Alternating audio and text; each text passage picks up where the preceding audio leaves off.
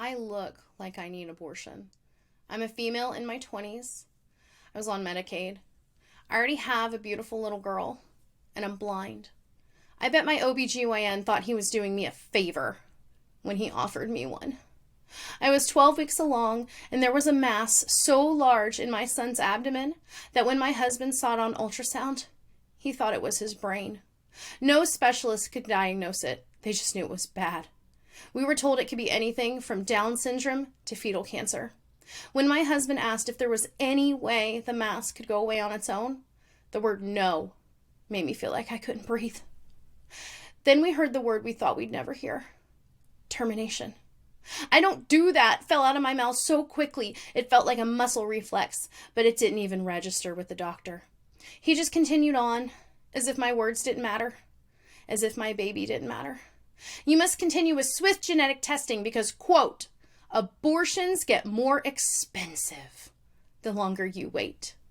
Quote, you would never do an emergency C-section for a baby that won't live that long anyway. And quote, if the test comes back positive, you can change your mind. He used the word termination with me 8 times.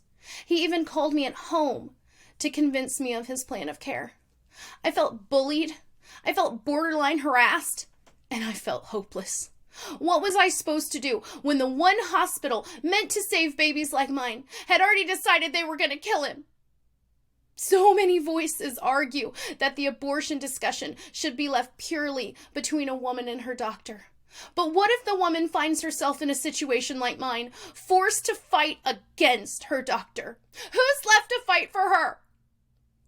More than 2 years later, the chapter on my son's health is closed.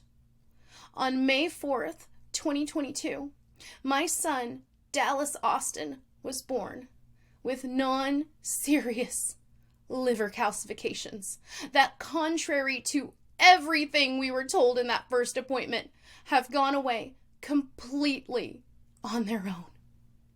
Now Dallas is a feisty, red-headed 22-month-old who loves Hot Wheels, hiding from his blind mommy, and blowing kisses.